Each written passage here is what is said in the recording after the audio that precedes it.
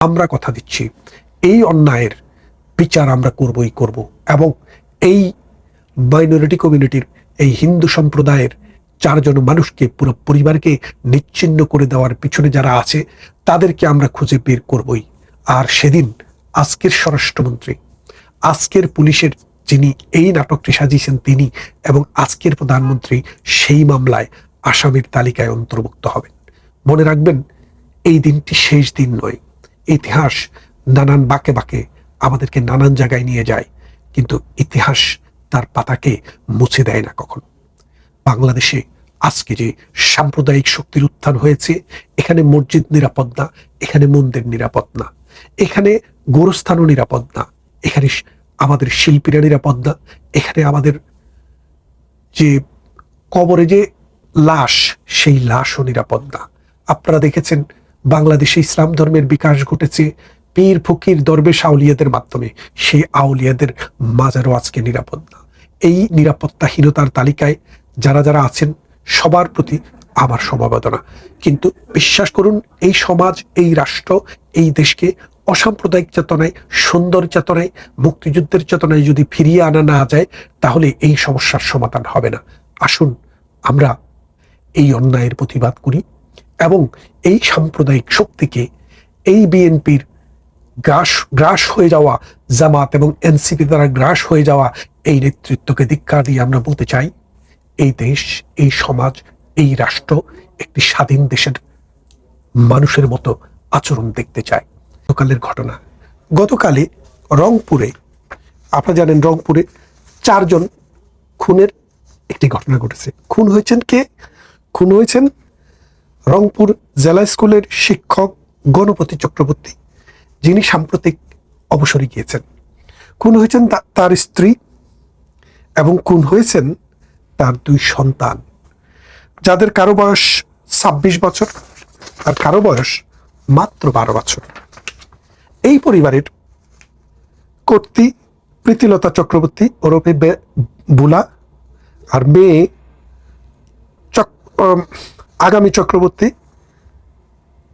বয়স 26, এবং একমাত্র ছেলে প্রিয়ম চক্রবর্তী, বয়স 12। এই 4 জনকে নির্মমভাবে হত্যা করার একদিন পর বাংলাদেশের পুলিশ একটি ইনকোয়ারি দিলেন, এটি তথ্য দিলেন আমাদেরকে যে আরো 2 জন হিন্দু ছেলে, তারা যুবক নয়, তারা কিশোর, যাদের বয়স এখনো 18 বছর হয়নি, তারা ইয়াবা সেবনে বাধা দেওয়ার কারণে পুরো পরিবারটিকে হত্যা করেছে। এই কথাটি যে যাই বিশ্বাস করুক, আমি বিশ্বাস করি না, কারণ এটি হচ্ছে আরেকটি নাটক। নাটকটি কি আপনারা জানেন? যে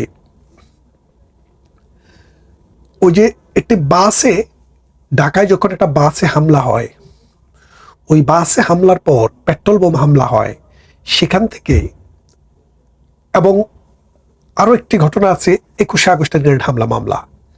এইসব মামলায় কিছু সাজানো তথ্য দেওয়া হয়েছিল, এবং বিশেষ করে আপনারা একটি নাটকের কথা জানেন, তার নাম হচ্ছে জজ মিয়া নাটক।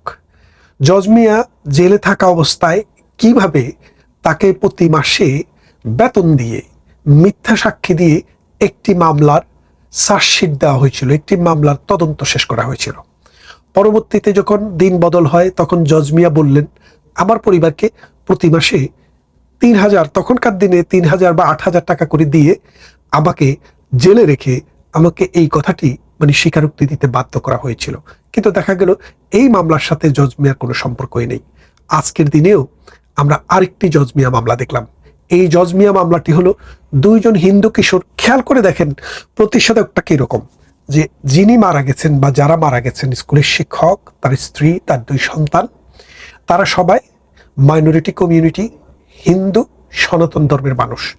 এখন বিশ্বের কাছে এটা দেখানো যে এই হিন্দু সনাতন ধর্মের লোকদেরকে আরেকটা হিন্দু পরিবারের লোকে হত্যা করেছে, কোনো মুসলমান পরিবারের লোক হত্যা করেনি। চিন্তা ভাবনার বৈকল্যটা দেখেন। হত্যাকারী সে হিন্দু হোক আর বৌদ্ধ হোক আর খ্রিস্টান হোক, সে মুসলিম হোক, তাকে কিন্তু যথাযথ সাক্ষ্য প্রমাণের ভিত্তিতে কিন্তু সাব্যস্ত করতে হবে। কিন্তু বাংলাদেশে ওই জজ মিয়া নাটকের ধারাবাহিকতা, তারেক রহমানের সময়ে এটাই হবে, আমরা এটাই বিশ্বাস করি।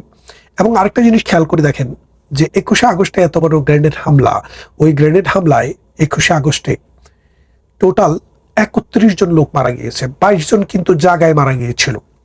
বাংলাদেশের তৎকালীন বিরোধী দলীয় নেত্রী, পরবর্তীতে প্রধানমন্ত্রী জননেত্রী শেখ হাসিনাকে উদ্দেশ্য করে এই গ্রেনেড হামলায় যারা অংশগ্রহণ করেছিল তাদেরকে নানানভাবে বাঁচানোর চেষ্টা করা হয়েছিল।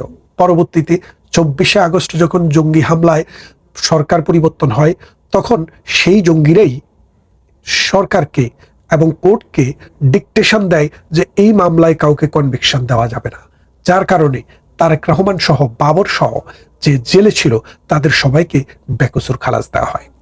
এই যে বাংলাদেশ, এই যে হত্যার বিচার না করে দায় মুক্তি দেওয়ার যে সংস্কৃতি জিয়াউর রহমান চালু করেছিল, সেটা কিন্তু এখনো চলমান। খেয়াল করে দেখেন, আপনারা অনেকে প্রশ্ন করবেন জিয়াউর রহমান কিভাবে শুরু করলো। হ্যাঁ, জিয়াউর রহমান শুরু করেছিলেন। কিভাবে করেছিলেন? বঙ্গবন্ধুকে হত্যা করার পর মোস্তাক আহমেদ একটি অধ্যাদেশ জারি করেছিলেন, তাও জিয়াউর রহমানের অধীনেই ছিলেন মোস্তাক। তো ওই অধ্যাদেশটি আপনারা জানেন, বাংলাদেশের সংবিধান অনুসারে সংসদ চালু হওয়ার 6 মাসের মধ্যে যদি কোনো অধ্যাদেশ সংসদে আইন দ্বারা, মানে সংখ্যাগরিষ্ঠতা দল যদি সেটা পাশ না করে, তাহলে সেটি আর আইন থাকে না। তো মোস্তাক 87 দিন ক্ষমতায় থেকে যে আইনটি করেছিল, সেটি জিয়াউর রহমান যখন বিএনপির পার্লামেন্ট হয়, সেই পার্লামেন্টে পাশ করিয়ে বাংলাদেশকে কলঙ্কিত করেছিলেন। সেই কলঙ্ক ঘোচাতে আওয়ামী লীগ 96 সাল পর্যন্ত অপেক্ষা করতে হয়েছিল। ঠিক তেমনি এখন আবার জিয়াউর রহমানের ছেলে কি করলেন, যে এই জঙ্গি হামলার পর 15ই আগস্ট যেরকম একটি জঙ্গি হামলা বাংলাদেশে হয়েছিল আমেরিকার স্পন্সরশিপে, আমেরিকার অর্থে, দেশীয় সেনাবাহিনীর একটি অংশ দিয়ে, ঠিক এবারে 24-এর হামলাটিও কিন্তু একইভাবে হয়েছে। কেমন আপনি দেখেন, যে হামলা করার জন্য পুলিশকে ডিঅ্যাক্টিভেট করা, আওয়ামী লীগের নেতা কর্মীদেরকে মাঠে নামতে না দেওয়া, এই পরামর্শটি সেনাপ্রধান প্রধানমন্ত্রীকে দিয়েছিলেন, আওয়ামী লীগের প্রধানকে দিয়েছিলেন। দেওয়ার পর তিনি তার কথা মতো আওয়ামী লীগের কর্মীদেরকে মাঠে নামতে দেননি। পরবর্তীতে এই সেনাবাহিনী পুলিশকে উদ্যোগ করে এই জঙ্গিদেরকে ঢাকায় ঢোকার সুযোগ করে দিয়ে সরকার পতন ঘটায়। সরকার পতন ঘটানোর পর তারা শুধু আওয়ামী লীগের লোককে হত্যা করেছে তা না, অসংখ্য পুলিশকে হত্যা করে তাদের বাসায় যেটা 45 জন মেরে রাস্তায় ঝুলিয়ে রেখেছিল, সেই হত্যাকারীরা অনেকে স্বীকারোক্তিও দিয়েছে, তাদেরকে ইন্ডেমনিটি দিল এই ডক্টর ইউনূসের সরকার। সেই ধারাবাহিকতায় সেটি ছিল একটি অধ্যাদেশ।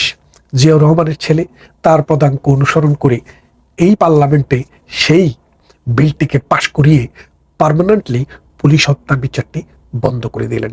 তাহলে খেয়াল করে দেখেন, ইতিহাসের বিভিন্ন যাত্রায় বিভিন্ন পট পরিবর্তনে নায়ক বদলায়, চরিত্র বদলায়, কিন্তু কর্মকাণ্ডের যে ধারাবাহিকতা সেটা কিন্তু একই রকম থেকে যাচ্ছে। আমরা আগে যা দেখছি এখনো তা দেখছেন।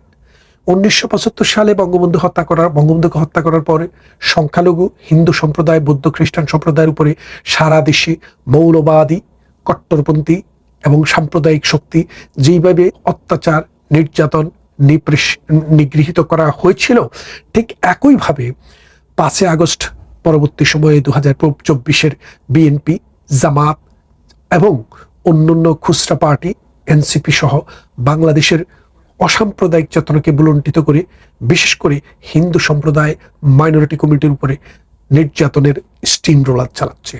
বহু হিন্দু সম্প্রদায়ের মানুষ দেশ ছেড়ে পালাতে বাধ্য হয়েছে, অনেকের বাড়িঘর জোর করে দখল করা হয়েছে এবং তাদের সন্তানকে উঠিয়ে নেওয়া হয়েছে। আমি একটি রিপোর্টের কথা বলি, এই রিপোর্টটি আপনারা যদি দেখেন দেখবেন। এই রিপোর্টটি গতকাল মানব জমিনে প্রকাশিত হয়েছে। রিপোর্টটির শিরোনাম ছিল আপনার স্বামী কিডন্যাপ হয়েছে, দ্রুত টাকা পাঠান।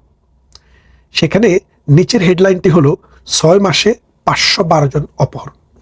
খেয়াল করে দেখেন, মায়ের ডাক বাবার ডাক নামে পিটার হাসের অর্থায়নে বাংলাদেশে অপহরণ নাটকের যেই ফেরিস্তি আমরা দেখেছি, সেখানে 17 বছরে 50 জনকে ওরা খুঁজে পায়নি। মানে 17 বছরে 50 জনকেও অপহরিত হয়েছে বা গুম হয়েছে এটা প্রমাণ দিতে পারেনি। কিন্তু এই পত্রিকা তারেক রহমানের সময়ে পত্রিকায় লিখছিল যে 6 মাসে 512 জন অপহরণ।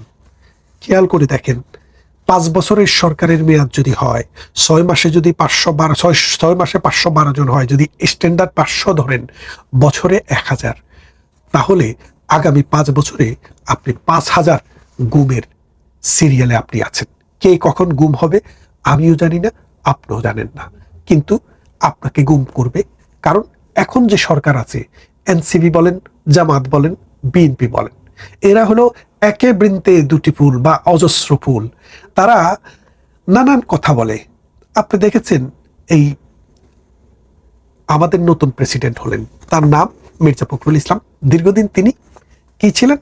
বিএনপির মহাসচিব ছিলেন। তো তার বিরুদ্ধে কিন্তু আরেকজন আল্লাহর ওলিকে প্রার্থী করা হয়েছিল।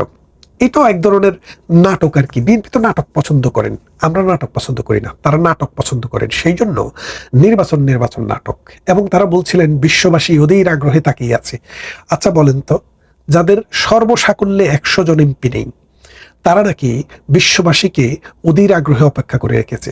এবং নির্বাচনের 2 দিন আগে তারা প্রজ্ঞাপন জারি করলেন, যদি কোনো লোক দলের প্রার্থীর বিরুদ্ধে ভোট দেয় তাইলে আর্টিকেল 70 অর্থাৎ ফ্লোর ক্রসিং এ পূর্বে তার সদস্যপদ বাতিল হয়ে যাবে। তাহলে বলেন তো, বিএনপি, জামাত অথবা এনসিপি যদি তার দল সরাসরি কোনো ব্যক্তিকে ভোট দেওয়ার জন্য নির্দেশ দেয়, সেই নির্দেশটি অমান্য করার ক্ষমতা কারো আছে? নেই। তাহলে এই যে প্রহসন, শেখ হাসিনা এইসব প্রহসন বিশ্বাস করেন না, নাটক পছন্দ করেন না। তারা একের পর এক নাটক করছেন।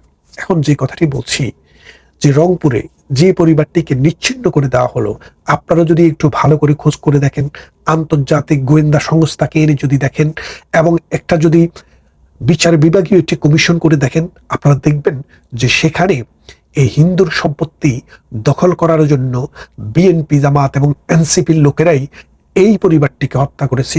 হত্যা করে ওই 2 জন কিশোরের ঘায়ে দোষ চাপিয়ে দিয়ে কে জানি তাদেরকে মাসে মাসে বেতন দেওয়ারও কোনো ব্যবস্থা করছে কিনা। দেখবেন আজ না হোক কাল, কাল না হোক পরশু। প্রধানমন্ত্রী শেখ হাসিনার মিটিংয়ে বঙ্গবন্ধু এভিনিউতে যখন হত্যাযোগ্য হয়, গ্রেনেড হামলা হয়, 22 জন লোক স্পট ডেড হয়, তখন শেখ হাসিনার সম্পর্কে কটূক্তি করে আজকের প্রধানমন্ত্রী তারেক রহমানের মা বলেছিলেন যে বাংলাদেশের এই হত্যাকাণ্ডের জন্য শেখ হাসিনাই দায়ী, কেননা তিনি তার ভ্যানিটি ব্যাগে করে নাকি ওই গ্রেনেড নিয়ে এসেছিলেন। তাহলে চিন্তা করে দেখেন কতটা পৈশাচিক, কতটা উন্মাদ চিন্তা চেতনার মানুষ তারা। সেই উন্মাদনার ধারাবাহিকতায় আজকে এই সংখ্যালঘু পরিবারকে নিচ্ছন্ন করে দেওয়ার পিছনের যে কারিগর, তাদেরকে আড়াল করার জন্যই এই সংখ্যালঘু পরিবারের আরো 2টি কিশোর তরুণকে জোর করে ধরে এনে মিথ্যা স্বীকারোক্তির মাধ্যমে আরেকটি জজমিয়া নাটকের সূত্রপাত করল। আমরা বাংলাদেশ আওয়ামী লীগ, অসাম্প্রদায়িক চেতনায় বিশ্বাসী মানুষরা, মুক্তিযুদ্ধের চেতনায় বিশ্বাসী মানুষরা, প্রগতিশীল মানুষরা এই সমাজে, এই রাষ্ট্রে সমস্ত অন্যায়ের বিচার করার জন্য প্রতিজ্ঞাবদ্ধ, প্রতিশ্রুতিবদ্ধ। আমরা কথা দিচ্ছি এই অন্যায়ের বিচার আমরা করবই করব। এবং এই মাইনরিটি কমিউনিটির, এই হিন্দু সম্প্রদায়ের 4 জন মানুষকে, পুরো পরিবারকে নিচ্ছিন্ন করে দেওয়ার পিছনে যারা আছে তাদেরকে আমরা খুঁজে বের করবই। আর সেদিন আজকের স্বরাষ্ট্রমন্ত্রী, আজকের পুলিশের যিনি এই নাটকটি সাজিয়েছেন তিনি, এবং আজকের প্রধানমন্ত্রী সেই মামলায় আসামির তালিকায় অন্তর্ভুক্ত হবেন। মনে রাখবেন, এই দিনটি শেষ দিন নয়। ইতিহাস নানান বাঁকে বাঁকে আমাদেরকে নানান জায়গায় নিয়ে যায়, কিন্তু ইতিহাস তার পাতাকে মুছে দেয় না কখন। বাংলাদেশে আজকে যে সাম্প্রদায়িক শক্তির উত্থান হয়েছে, এখানে মসজিদ নিরাপদ না, এখানে মন্দির নিরাপদ না, এখানে গোরস্থানও নিরাপদ না, এখানে আমাদের শিল্পীরা নিরাপদ না, এখানে আমাদের যে কবরে যে লাশ, সেই লাশও নিরাপদ না।